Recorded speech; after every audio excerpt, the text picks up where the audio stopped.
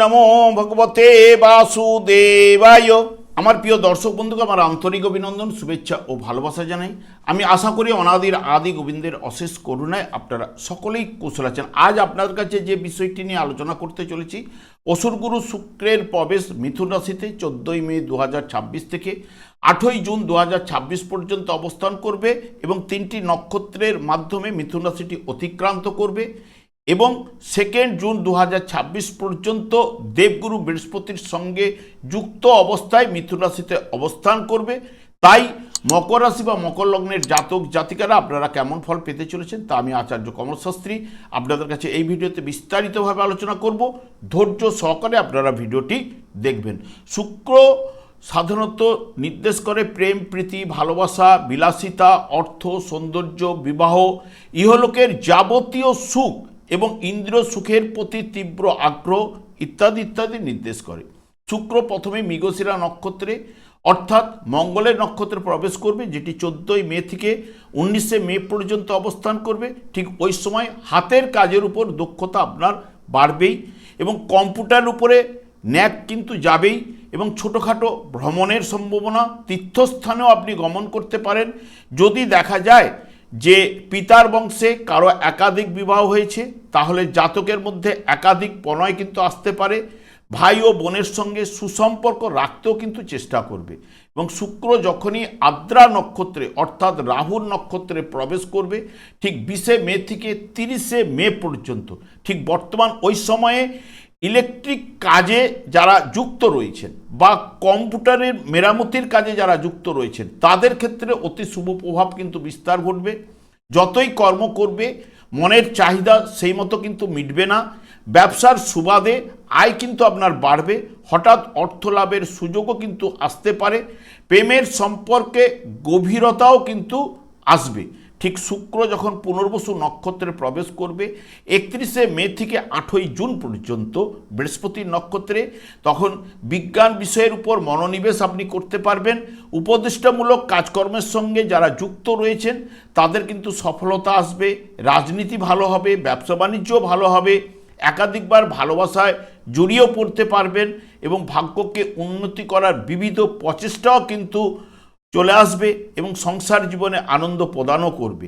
এই যে মৃগশিরা নক্ষত্রটি, হরিণের গুণাবলী মৃগশিরা নক্ষত্রের মাধ্যমে পাওয়া যায়, যেটি অন্বেষণ বোঝায়, নতুন কিছু শেখা বোঝায় বা দ্বিধা দ্বন্দ্ব এই নক্ষত্রের মাধ্যমে কিছু না কিছু থাকেই। আদ্রা নক্ষত্র হচ্ছে ঝড়ের প্রতীক বা এক ফোঁটা চোখের জল। যেমন ঝোড়ো হাওয়া তীব্র আবেগ এবং অনুভূতির কারক এবং পুনর্বসু নক্ষত্র হচ্ছে ঝড়ের পরবর্তী অংশ। যেমন আদ্রা নক্ষত্রে কি হচ্ছে, ঝড়ের হাওয়া যখন প্রকৃতি যখন ঝড়ের মুহূর্তে যখন প্রকৃতি উত্তাল হতে শুরু করে তখন কিন্তু একটা অন্ধকারের ছায়া কিন্তু ধরে যায়। ঠিক অন্ধকারের ছায়াটা যখন ঝড়েও হাওয়ায় যখন তাকে ঠেলে দেয়, যখন প্রকৃতি যখন আস্তে আস্তে শান্ত হয়, ঠিক তারপরেই পুনর্বসু নক্ষত্রটি নির্দেশ করে ঝড়ের পরবর্তী অংশ, যেটি তখন প্রশান্তি চলে আসে, নতুন শুরু করার প্রতীক এই নক্ষত্রটি। পুনর্বসু নক্ষত্রটি আলোয় ফেরা, যেমন অন্ধকারময় জগতের মধ্যে আমরা তখন ছিলাম ঝড়ো হাওয়ায়, ঠিক তারপরে আলো শান্ত হয়ে যাওয়া ইত্যাদি ইত্যাদি পুনর্বসু নক্ষত্রটি কিন্তু বুঝিয়ে থাকে। বর্তমানে দেখুন মকর রাশি বা মকর লগ্নের জাতক জাতিকাদের ঠিক ষষ্ঠভাবে শুক্রের প্রবেশ এবং শুক্র আপনাদের ক্ষেত্রে শুভকারক গ্রহ, পঞ্চমপতি গ্রহ এবং কর্মপতি গ্রহ। সে যখন ষষ্ঠভাবে অবস্থান করবে এবং বৃহস্পতিকে যুক্ত অবস্থায়, এবং বৃহস্পতি এবং শুক্র নৈসর্গিক দুজনেই কিন্তু শুভ গ্রহ এবং ষষ্ঠ ভাব আমরা রোগের স্থান জ্যোতিষশাস্ত্রে বলা হয়ে থাকে এবং ঋণ ভাব শত্রু ভাব বলা হয়ে থাকে এবং পরিশ্রম এবং চাকরি, শ্রম করার ক্ষমতা, খাদ্য, ভিত্ত, চাকর এবং প্রতিযোগিতায় সাফল্য ইত্যাদি ইত্যাদি ষষ্ঠ ভাব থেকে কিন্তু বিচার্য। এবং শুক্র ষষ্ঠভাবে অবস্থান করলেও পঞ্চম ভাবের অধিপতি গ্রহ, কর্মভাবের অধিপতি গ্রহ এবং দ্বাদশ ভাবের উপর পূর্ণ দৃষ্টি শুক্রের থাকবে। বৃহস্পতিও আপনাদের ঠিক ষষ্ঠভাবে অবস্থান করলো দ্বাদশ এবং তৃতীয় ভাবের অধিপতি গ্রহ, সে কিন্তু কর্মভাবের উপরে আপনাদের অর্থভাব এবং দ্বাদশ ভাবের উপরে পূর্ণ দৃষ্টি কিন্তু প্রদান করবে। বৃহস্পতি এবং শুক্রের প্রভাবে আপনার যে গুপ্ত শত্রুরা তারা কিন্তু পরাজিত অতি অবশ্যই হবে এবং কর্মক্ষেত্রে প্রভাব প্রতিপত্তি বৃদ্ধি ঘটবে। যেহেতু ষষ্ঠ ভাব শ্রমের বিনিময়ে রোজগার, কর্মপতি গ্রহকে নিয়ে বসে থাকা, এবং যারা নতুন চাকরির সন্ধান করছেন তাদের জন্য ছোটোখাটো বা মাঝারি ধরনের কোনো কাজের সুযোগ কিন্তু এই সময় আসতে পারে, এবং আপনার কথাবার্তা একটা মিষ্টি হবে এবং কৌশলী ব্যবহারের মাধ্যমে সকলের সঙ্গে বা সহকর্মীদের পূর্ণ সমর্থন আপনি কিন্তু পাবেনই, এবং পুরনো ঋণ আপনি শোধ করতে পারেন, এবং হঠাৎ কোনো সূত্র থেকে আপনার অর্থপ্রাপ্তির যোগ্য কিন্তু থাকছে, এবং আইনি কোনো বিবাদ বা মামলা যদি চললে বর্তমান সময়ে যদি আপনার ডেট থাকে তাহলে রায় কিন্তু আপনার পক্ষে যাওয়ার সম্ভাবনাও কিন্তু প্রদান করতে পারে। বর্তমান সময়ে খাবার দাবারের প্রতি আপনাকে নজর রাখতে হবে, পেটের বা হজমের সমস্যায় আপনাকে ভোগাতে পারে। বৃহস্পতির প্রভাবে আপনার আত্মবিশ্বাস বাড়বে এবং যে কোনো কঠিন পরিস্থিতি বুদ্ধিমত্তার সাথে মোকাবিলা কিন্তু আপনি করতে পারবেন।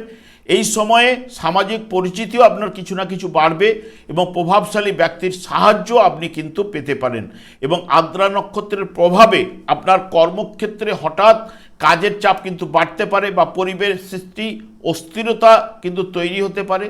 তবে আপনার বুদ্ধিমত্তা এবং ধৈর্য ধরলে আপনার উন্নতির পথ কিন্তু প্রশস্ত কিন্তু করবেই। এই নক্ষত্রে স্বাস্থ্য বিষয়ে সতর্কতা কিন্তু থাকতেই হবে, বিশেষ করে অতিরিক্ত তেল মশলাযুক্ত খাবার এবং অনিয়মিত জীবনযাপন থেকে আপনাকে বিরত থাকতে পারলে আপনার ক্ষেত্রে কিন্তু ভালো, এবং মানসিক চাপও কিছু না কিছু সৃষ্টি করতে পারে। বিলাসিতা বা চিকিৎসার কারণে হঠাৎ কিছু অর্থ ব্যয়ও কিন্তু আপনার ঘটতে পারে। তবে মিষ্টি কথার আড়ালে আপনার জেদ ও ক্ষোভ যেন সম্পর্কের অবনতি না ঘটায় সেদিকে কিন্তু আপনাকে খেয়াল রাখতে হবে, এবং আইনি কোনো পুরনো মামলা বৃহস্পতির প্রভাবে সুবিধাজনক অবস্থায় সেটাকে কিন্তু নিয়ে যেতে পারে। এই নক্ষত্রটি ধ্বংস ও সৃষ্টির প্রতীক, তাই আপনার জীবনে কোনো পুরনো অভ্যাস ক্ষতির দিকে এই সময় নিয়ে যেতে পারে বা শেষ হয়ে গিয়ে নতুনভাবেও কিন্তু শুরু হতে পারে, এবং এটি বৃহস্পতির প্রভাবে কিন্তু ঘটবে। এবং কর্মক্ষেত্রে কোনো প্রজেক্ট আটকে থাকা বা সহকর্মীদের সাথে বিবাদ যদি থেকে থাকে বা যে কোনো সাফল্য মিটে গিয়ে সমস্যা মিটে গিয়ে বিশেষ করে আপনার কাজের গতি কিন্তু ফিরে আসতে পারে, এবং যারা বিশেষ করে চিকিৎসা লাইনে রয়েছেন, আইনজীবী রয়েছেন, সমাজসেবামূলক কাজে যুক্ত ব্যক্তিদের ক্ষেত্রে শুভ সময় কিন্তু, এবং তাদের ক্ষেত্রে সম্মান প্রভাব প্রতিপত্তি বাড়বেই। বর্তমানে আপনার শত্রুরা কিন্তু পরাজিত হবেন, তবে বৃহস্পতি শুক্র রক্ষা কবচ হিসেবে আপনাদের কিন্তু কাজ করবে, এবং আপনার পুরনো আইনি জটিলতা বা পারিবারিক বিবাদ কিন্তু মিটে যাবে আলোচনার মাধ্যমে, এবং আপনার অস্থিরতা কাটিয়ে পুনর্বসু নক্ষত্রে মানসিক শান্তি ও ধীর স্থির প্রদান করতে পারে, এবং আয়ের প্রবাহ কিন্তু ভালো থাকবে। পুরনো কোনো ঋণ আপনি পরিশোধ করতে পারবেন, এবং প্রতিযোগিতামূলক পরীক্ষা থাকলে এই সময় আপনাকে সফলতা এনে দিতে পারে।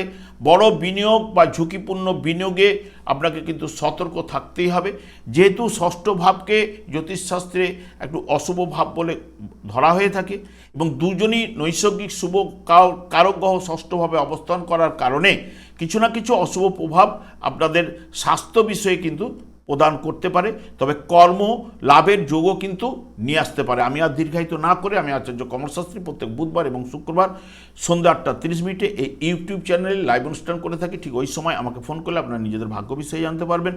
তাছাড়া বিভিন্ন ধরনের ভিডিও আপলোড করে থাকি, সেগুলি পাওয়ার জন্য আমার চ্যানেলটিকে সাবস্ক্রাইব করে বেল আইকনে ক্লিক করে রাখুন। যখন আমি লাইভ অনুষ্ঠান বা যে কোনো ভিডিও আপলোড করলে আপনাদের নোটিফিকেশন পৌঁছে যাবে। আমি অনাদির আদি গোবিন্দের কাছে প্রার্থনা করি আপনারা ভালো থাকুন, সুস্থ থাকুন, আনন্দে থাকুন। আজ এই পর্যন্ত, পরে ভিডিও দেখা হচ্ছে। নমস্কার।